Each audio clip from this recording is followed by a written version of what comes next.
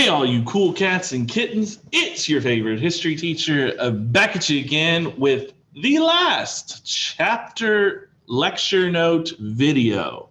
Yes, this is the last one, chapter 32. We have made it to the end with just a little time to spare before the APUSH exam. So let's get into it. We're talking about all the news and information from Mr. Ovalles's childhood. So again, I think according to the College Board, only a certain 3 to 7% of information from this period is actually tested on the exam. So I don't know if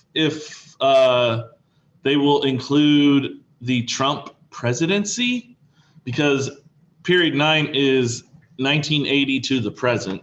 So we got a new president, but your book doesn't talk about him. So, hey, the Age of Globalization, chapter 32.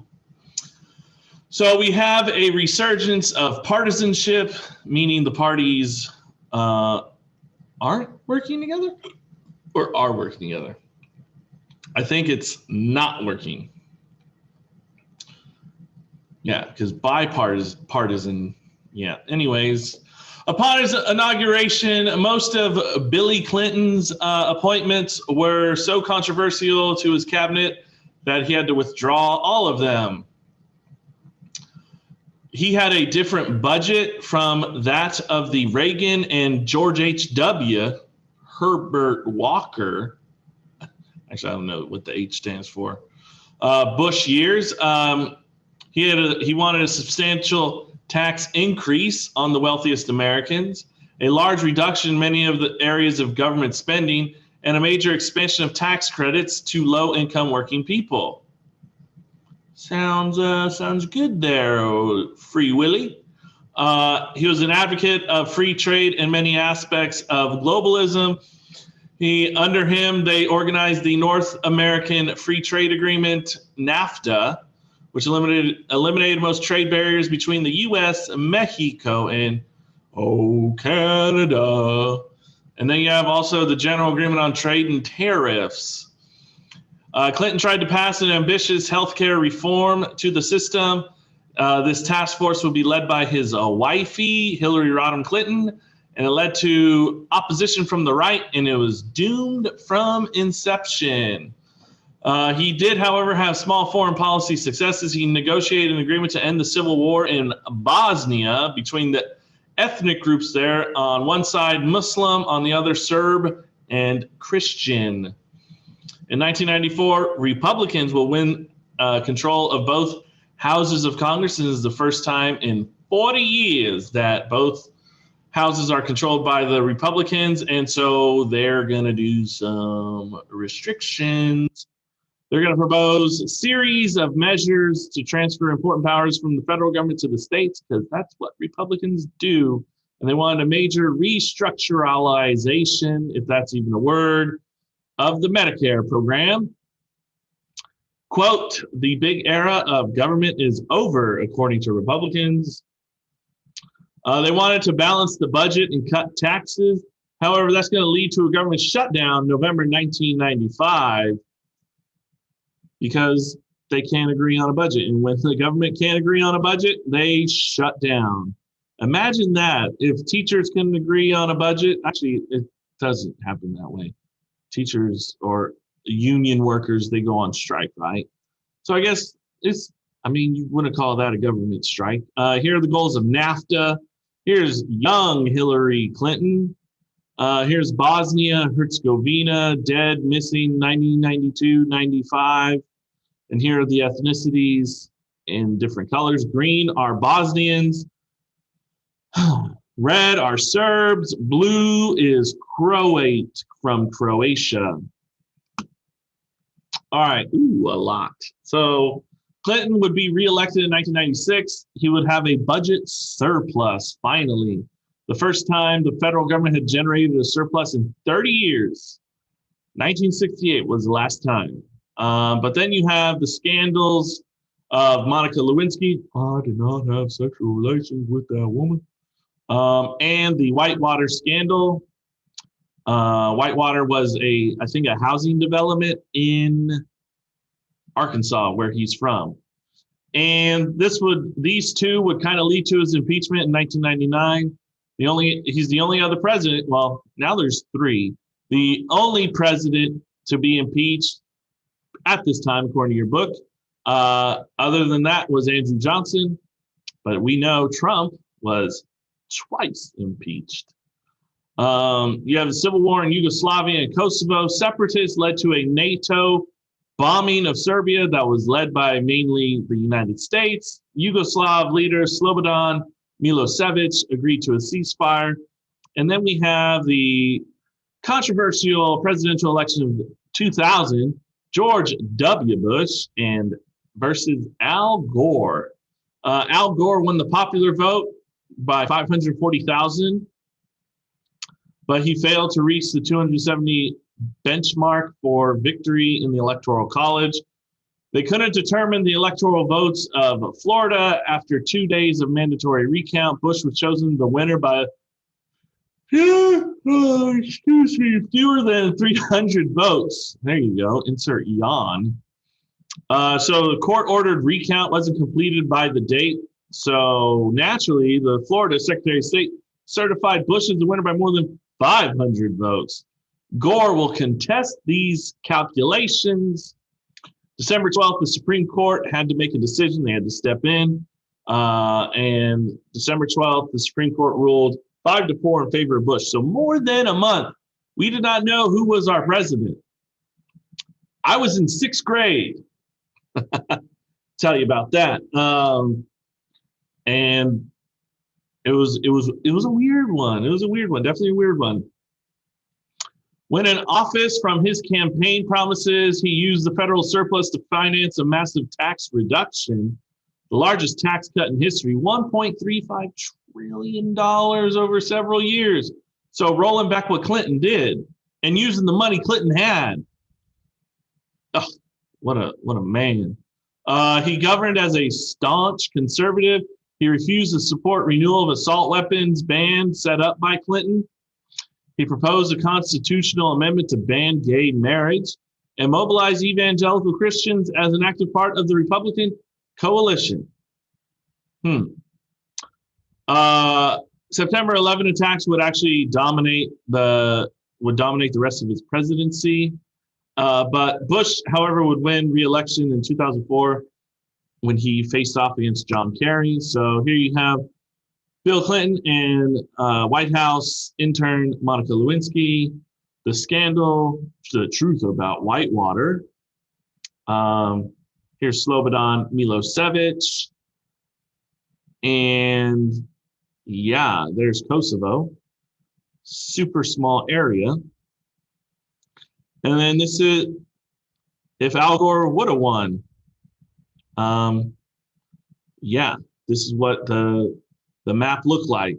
So there you go. Here's Al Gore. Here's George Bush. Oh man, that guy's facial expressions. So here you got the Palm Beach Post. It's up to Florida. Florida's votes close. I don't know what that says. Bush for now. Florida's closing up for recount. It's not over. And then here he is as a president. That looks like Al Gore. I'm sorry, but I don't think that is. I don't know why all these people are huddled around him. And this is John Kerry. The economic boom. So the economic growth of the 80s and 90s and 2000s lay in part in the troubled years from the 70s. From the sluggish growth and persistent inflation, American corporations started to make important changes how they ran their businesses, leading to both prosperity for the last decades of the 20th century and accompanied growth of inequality. They invested in new technology to make themselves more efficient and productive. Sounds like Industrial Revolution. Corporations considered mergers to provide themselves with a more diversified basis for growth. Many created more energy-efficient plants and offices. Businesses sought to reduce labor costs, the highest in the world, making them less competitive than the emerging economies that relied on low-wage workers.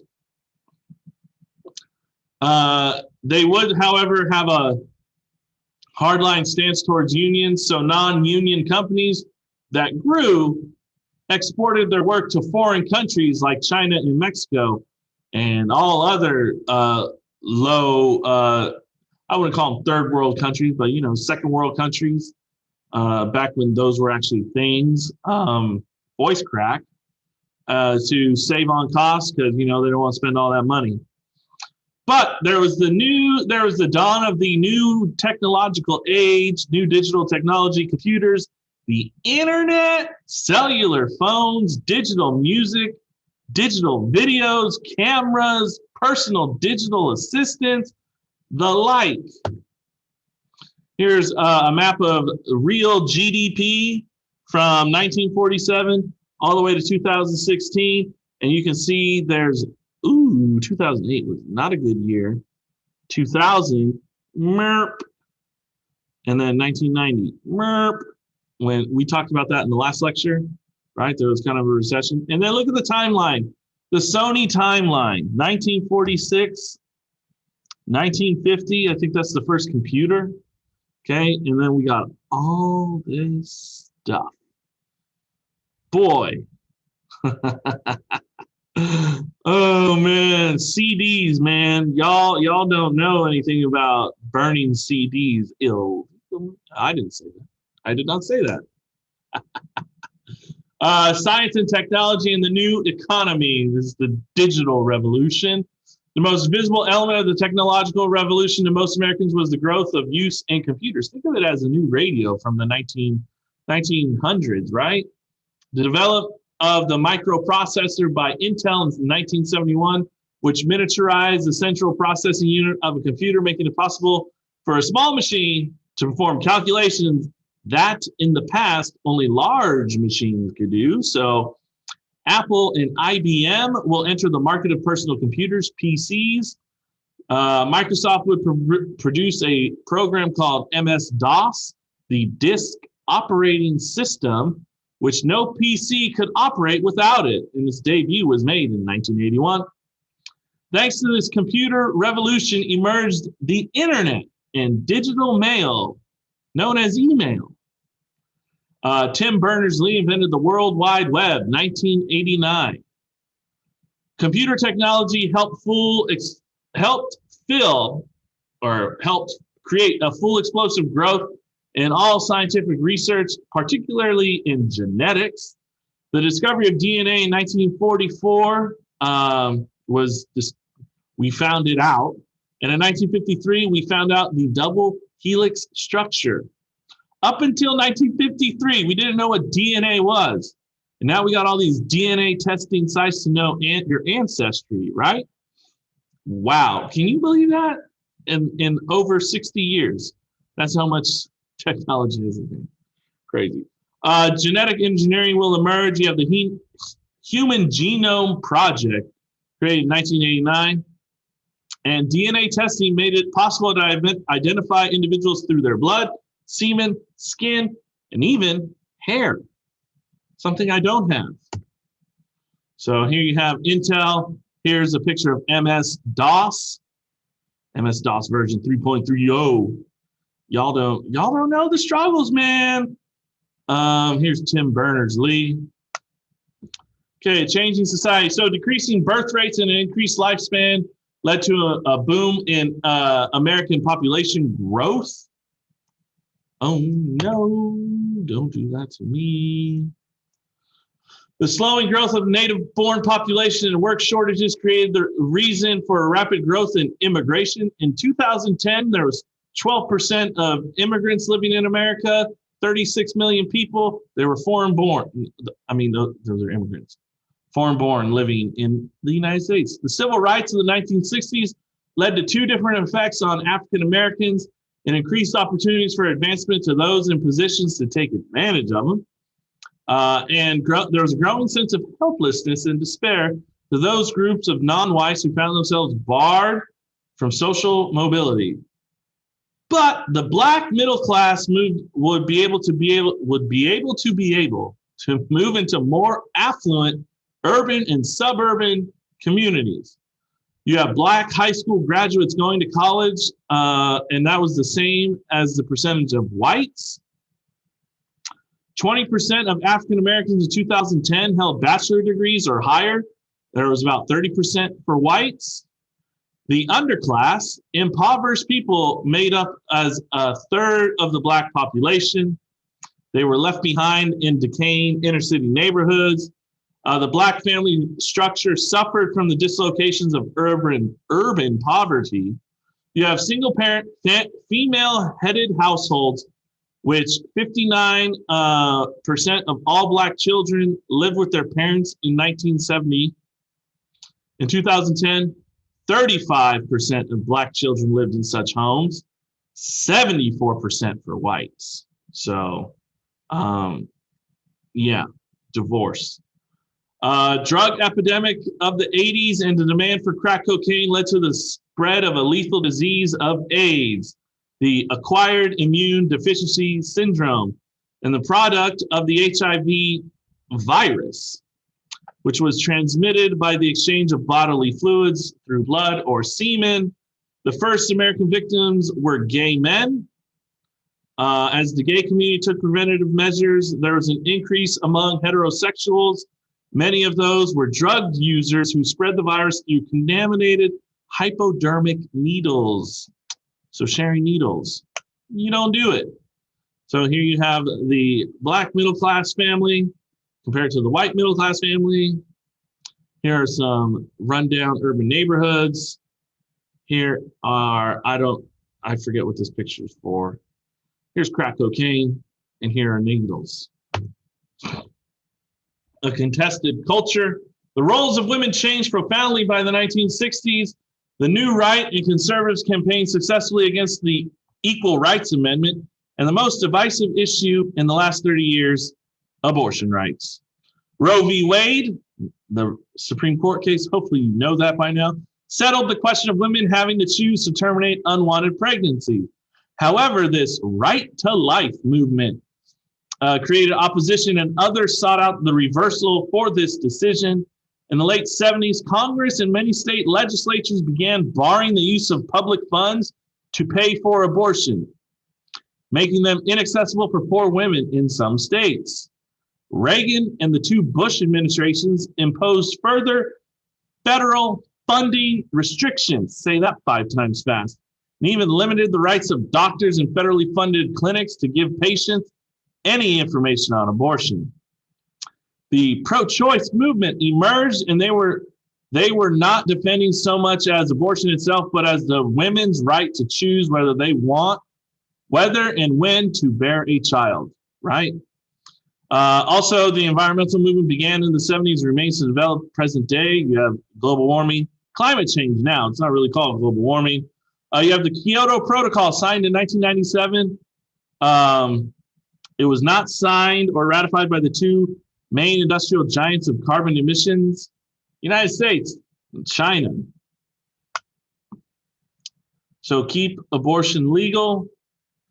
Thou shalt not mess with women's reproductive rights. Life begins in the womb. So various differences for people fighting.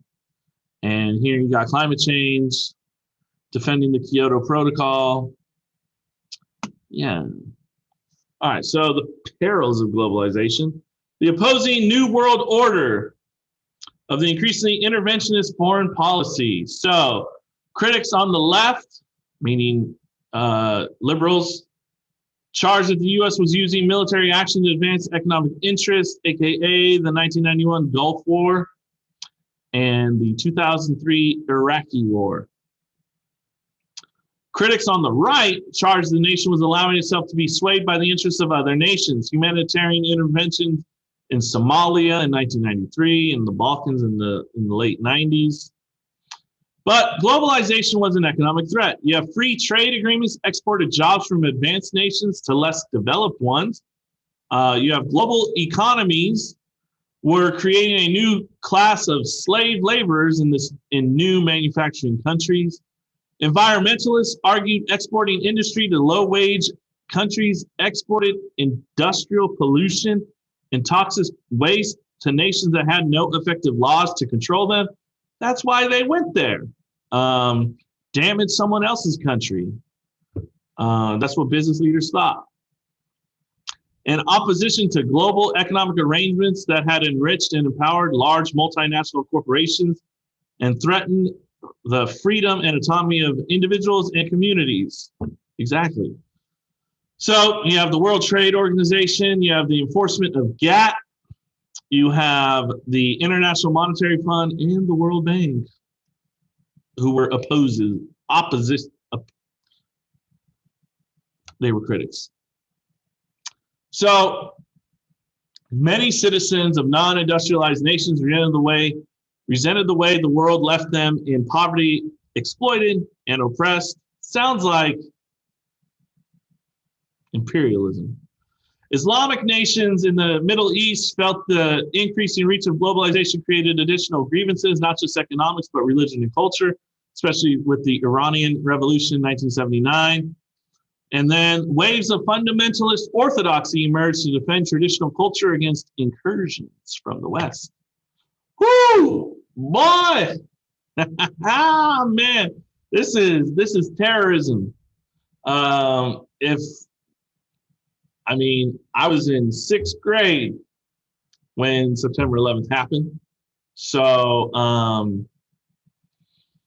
yeah, man. To say this is not important is an understatement. And I take this stuff a little more personally because, same with you guys, for the stuff that's going on now. You take that personal. And I was just how old was I? I was 11 when this stuff happened. So terrorism, again, is the description of the use of violence as a form of intimidation against peoples and governments. It was first used during during the revolution in the 1790s, used by the Jacobins, if you guys remember that. Irish revolutionaries engaged in terrorism against the English for much of the 20th century, the IRA. Catholics, Protestants don't mix.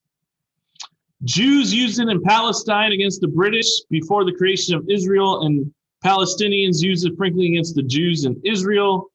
And Americans experienced it abroad. The 1983 Beirut attacks on the Marine barracks, the explosion that brought down the U.S. plane over Scotland, 1988. The bombing of American embassies in 1998, and the assault of the USS Cole in 2000. It's relatively rare, but not unknown to the U.S. prior to September 11, 2001. We had militant groups on the left in the 60s and 70s perform terror attacks. We had the 1993 bomb exploding in the parking garage of the World Trade Center. You have the Oklahoma City bombing in front of a federal building in 1995, killing 168 people.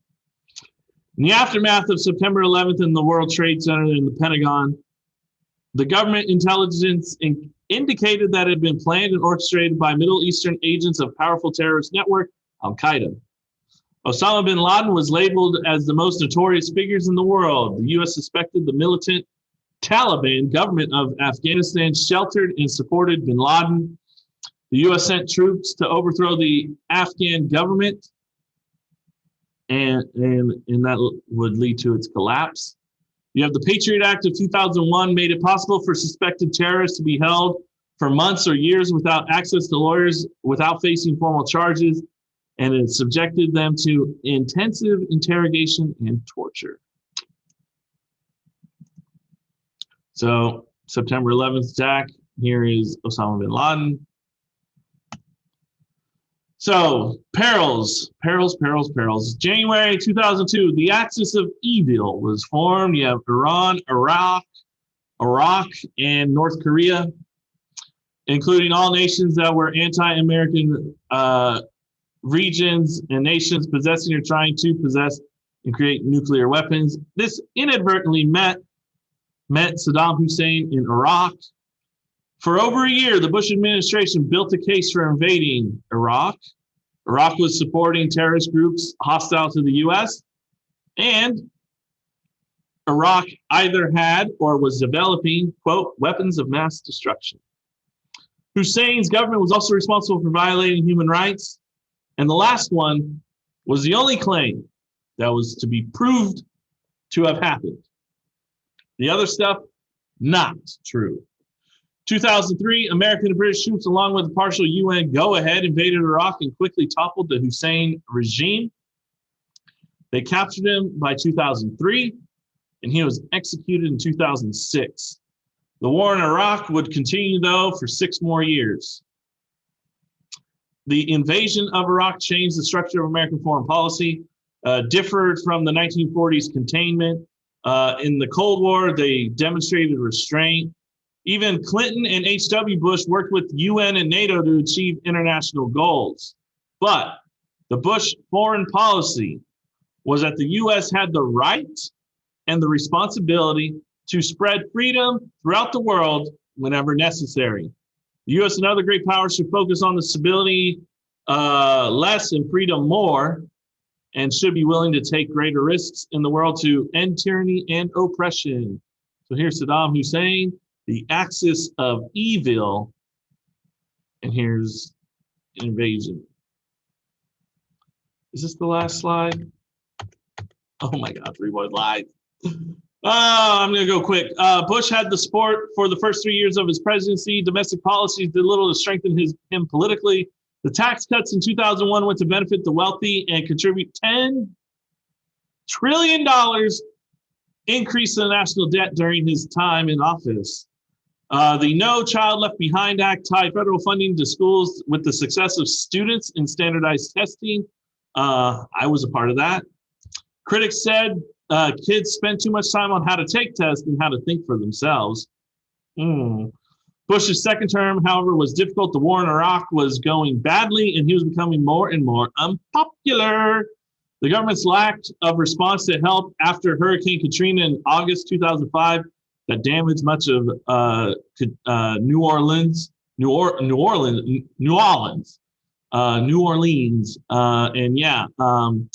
Bush was hated on for that. 2008 election included Senator John McCain of Arizona for the Republicans and both Senator Hillary Clinton of New York and Senator Barack Obama of Illinois for the Democrats. But due to Obama's organizational power among young voters and inspirational messages of hope and change helped him secure the Democratic nomination. The campaign ran on different programs. McCain supported the war in Iraq because he was a war veteran. Obama did not. Obama wanted national health insurance. McCain did not. McCain wanted additional tax cuts to spur investment. Obama urged tax increases on the wealthiest Americans. Obama went with experience and name recognition with former Senator and now President Joe Biden. I need Joe Biden. Want Joe Biden. He's from Delaware. McCain chose almost an unknown figure, Governor from Alaska, Sarah Palin. There's Bush reelected. There's Hurricane Katrina. In the aftermath of New Orleans, here's No Child Left Behind. Obama and Joe Biden, McCain and Palin. Turbulent politics, financial problems arose mid-2000s. By 2008, the nation was facing its worst financial crisis since the Great Depression. For years, financial institutions had been developing new credit instruments intended to make borrowing easier and cheaper, which lured millions of people taking on large and risky mortgages. You have the adjustable rate mortgage, offered home buyers mortgages with low initial interest rates that would increase over time. You have jumbo loans, which extended credit to people who lack financial means to even pay them back. For a while, the sale of houses on the risky mortgages created a housing bubble. But, you know, bubbles, they pop. Business practices were made possible by the repeal of the Glass-Steagall Act in 1999. With more and more purchases, prices of homes fell. But many people with the reset higher mortgage rates or jumbo loans could not sell the homes that they couldn't afford. In many cases, the market value of the homes sank below the value of the mortgages held, causing homeowners to walk away from their properties and default on their loans. And foreclosures were numerous around the country. Many of the nation's largest banks invested heavily in the securities that backed these risky loans. With the collapse of the housing market, they lost huge sums of money. The Great, oh man, Mr. O'Brien, you got too much notes. The Great Recession of 2008, influenced by the loan crisis, pushed down wages and triggered widespread job layoffs, making it impossible for the additional owners of ARMs or jumbo loans to make payments, thus increasing the amount of home foreclosures.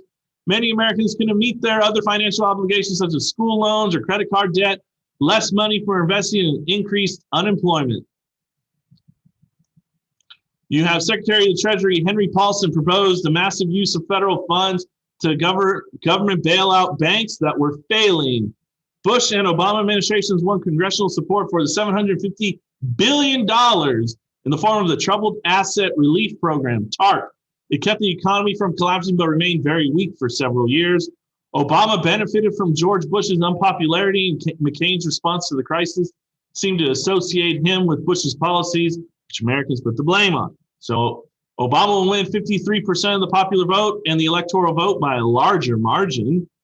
Obama entered office with the highest expectations going into a presidency. He had to manage one of the worst economies since the 1930s, one war in Iraq, one in Afghanistan, and a polarized political climate. Obama's stimulus package, announced in 2009, included tax cuts, expanded employment benefits, increased spending on education, infrastructure, police, healthcare, job creation, worth $787 billion. The Patient Protection and Affordable Care Act was a dream to be reached since the 1930s, universal health care. It would be passed eventually in Congress in 2010. Republicans called it socialized medicine and vowed to repeal it. Donald Trump. Didn't go into effect until 2014 and they experienced immense problems upon rollout in 2013 with website malfunctions. And there's President Barack Obama. Last slide. Last slide, people. Last slide.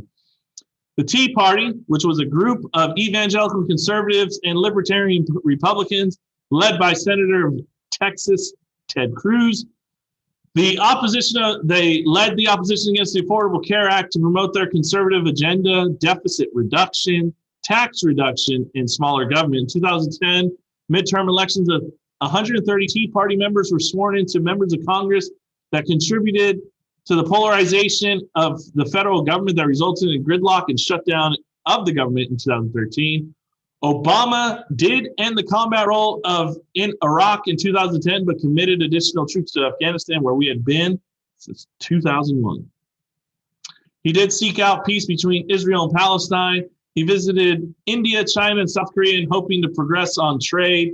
Only India was able to reach an agreement. Critics in his own party thought Obama had failed to come through on his campaign promises, the closing of Guantanamo Bay, or he didn't punish his financiers who were responsible for the economic crisis. You have the Occupy Wall Street movement. In 2012 presidential campaign centered on healthcare reform, immigration reform, the federal budget deficit, and taxation and spending. There's a high rate of unemployment. But Obama stuck with his successes. He withdrew from most of the troops from Iraq as promised, killing the Al-Qaeda leader, Osama bin Laden, and the Affordable Care Act survived its constitutionality challenge.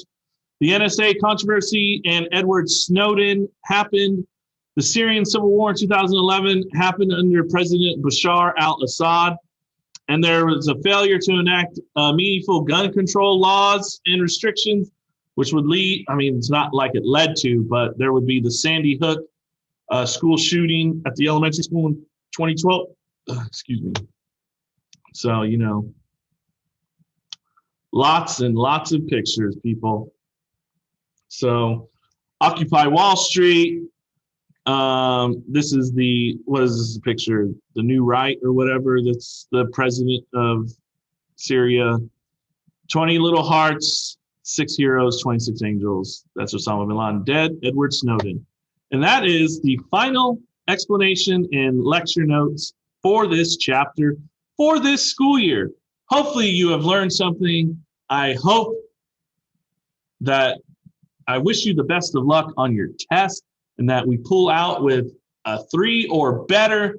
And yeah, if you guys did enjoy all of this, let me know by hitting that like button. Leave a comment. I don't know if you'll miss me or not. But that concludes. We did it all. We did it all. We finished right before the test. So I'm hoping you guys luck on the test. And yeah, Mr. Ovalle out. As always, stay safe, wash your hands. Peace.